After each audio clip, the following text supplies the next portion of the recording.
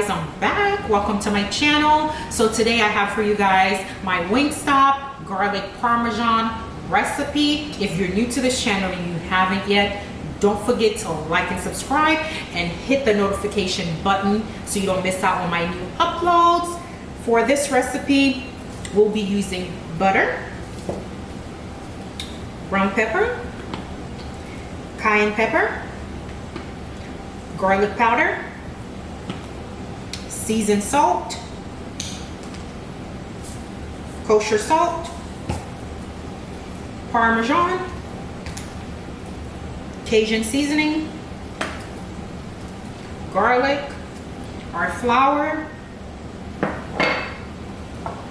and our wings. Let's get started.